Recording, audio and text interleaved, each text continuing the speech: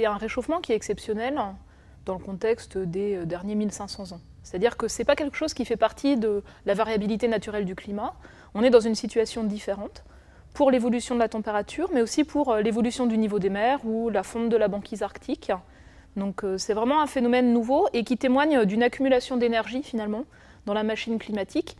Donc le réchauffement de l'atmosphère, c'en est qu'une toute petite partie. Et le gros de cette énergie, il est accumulé dans les océans qui se réchauffent en surface et en profondeur.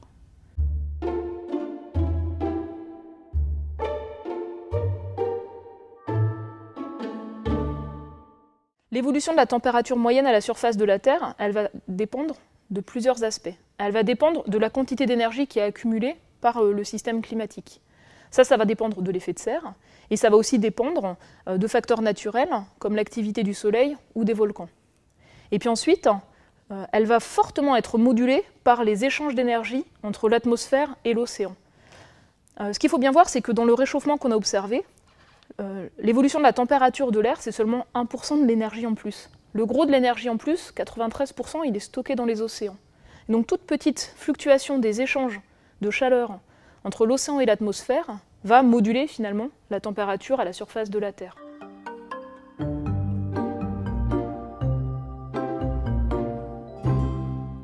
Cette question du ralentissement du réchauffement, elle a été abordée dans le 5e rapport du GIEC, publié en 2013, et on a depuis plus de 30 articles scientifiques qui continuent à essayer de le comprendre et de le caractériser.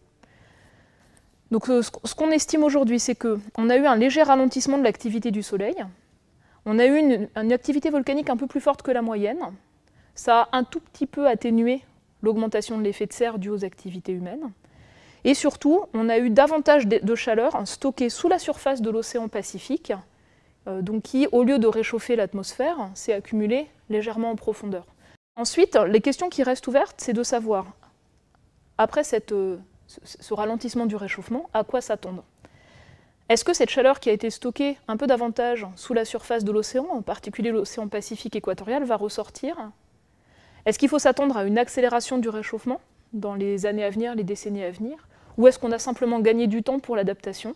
Et ça, ce sont des questions auxquelles on n'a pour l'instant pas de réponse. Donc c'est abordé en combinant des observations océanographiques, météorologiques. C'est abordé à l'aide de modèles de climat pour lesquels on va faire deux choses. On va imposer ce qu'on connaît de l'activité du Soleil, des volcans et de l'action de l'homme sur le climat. Et en même temps, on va aussi démarrer ces simulations à partir de l'état réel de l'océan. On peut le faire en 1990, en 2000, en 2005, en 2014, pour prendre en compte cette mémoire, finalement, de l'océan et la manière dont la situation actuelle va jouer sur l'évolution au cours des prochaines années.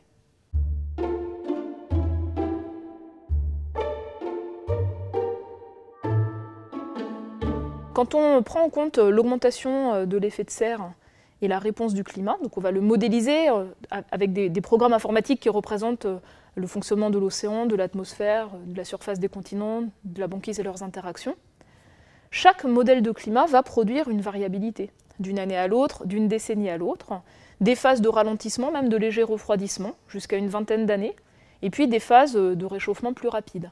Et ça tient en particulier à un mécanisme de variabilité tropicale qu'on appelle El Niño, et sa variabilité d'une année à l'autre, d'une décennie à l'autre.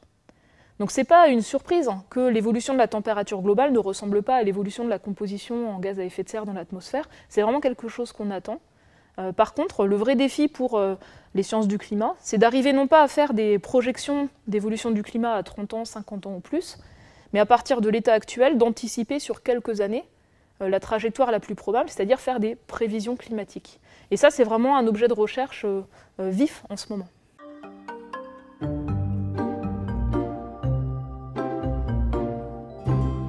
Si on prend l'évolution du climat depuis 1900, finalement, le principal terme qui explique le réchauffement observé, c'est l'augmentation de l'effet de serre due à nos activités. Et ensuite, on a un certain nombre de termes qui vont le moduler ou le compenser. Donc, premier terme de compensation, c'est celui qui est dû aux particules de pollution qui ont un effet refroidissant. Donc, notre activité, elle a un effet réchauffant net par la compensation de ces deux phénomènes.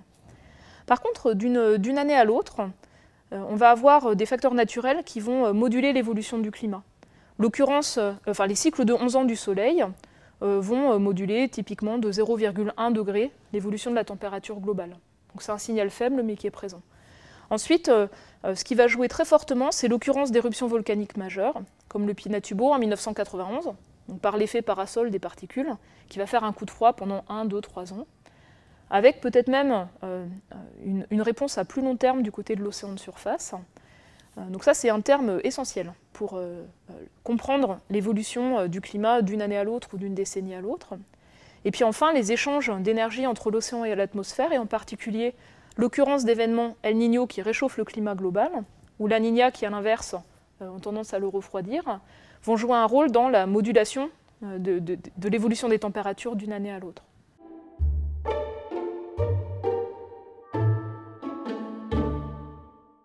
La capacité à finalement surveiller le climat de la Terre, elle a fortement changé au cours du temps. Et la densité du réseau de mesure, les stations météorologiques en fait, donc on en a davantage aujourd'hui qu'il y a 100 ans, et puis on a une précision de mesure qui a évolué. En ce qui concerne les océans, bien sûr, on mesure depuis plus d'un siècle la température de surface des mers, mais par contre la température en profondeur dans les océans, on l'estime correctement depuis une cinquantaine d'années, et précisément depuis une vingtaine d'années seulement. Donc notre connaissance, finalement, elle s'affine. Et elle s'affine encore plus depuis qu'on a des outils satellites qui permettent un suivi vraiment à l'échelle de l'ensemble de la Terre.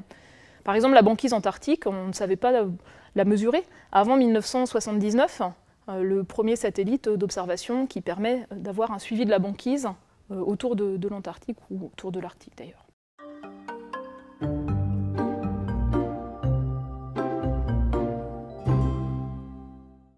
Alors justement, la grande chance qu'on a, c'est que quand on considère la météorologie, ça dépend de l'état instantané de l'atmosphère et son évolution à court terme.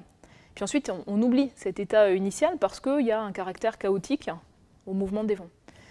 Quand on s'intéresse au climat, on n'a pas que l'atmosphère, on a les sols sur les continents, la végétation, les glaces, et puis aussi l'océan.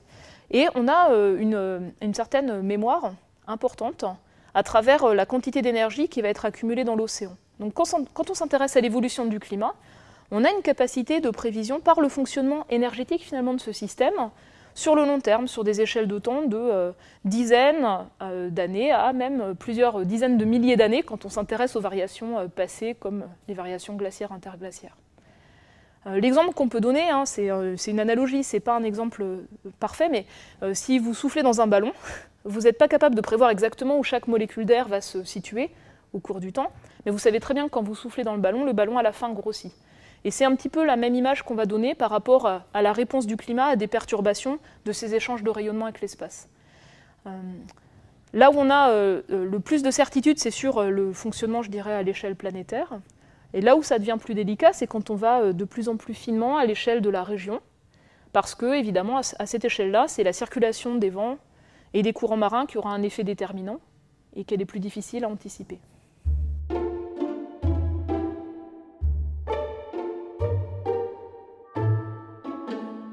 Au départ, la mesure de la température, c'était destiné à la prévision du temps à court terme. Et on va donc retravailler sur ces mesures anciennes en corrigeant les effets de changement d'instruments. Donc on avait des instruments, par exemple, qui étaient fixés le long des murs il y a 100 ans. Maintenant, on les met dans des abris, sur des prairies, loin des habitations. On va détecter les effets de l'urbanisation et des effets d'îlots de chaleur et les corriger statistiquement. Et donc il y a un travail qui implique de nombreuses équipes pour en permanence reprendre les différentes sources d'informations et les corriger de manière à avoir une information cohérente, on appelle ça homogène, au cours du temps. De la même manière, chaque satellite qui est lancé n'embarque pas les mêmes instruments. On a des progrès d'instrumentation au cours du temps, et il faut donc recorriger les mesures par satellite pour avoir une information qui soit cohérente pour l'évolution du niveau des mers ou l'évolution de la banquise, par exemple.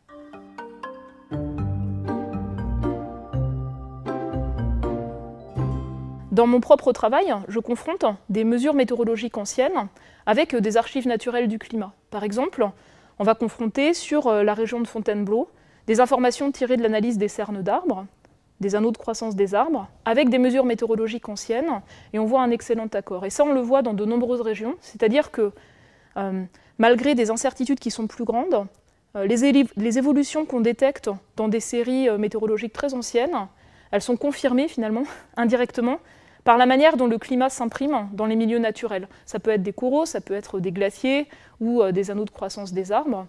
Mais on va en fait essayer de tirer parti de ces informations qui ne sont pas affectées par la manière de mesurer.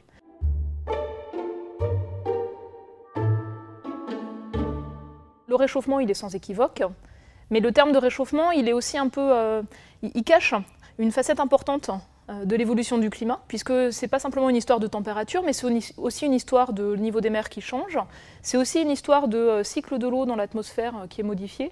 Et donc le terme qu'on utilise souvent, c'est aussi le terme de changement climatique pour mieux traduire les différentes facettes d'un climat qui se réchauffe, avec des conséquences dans d'autres aspects que simplement les températures.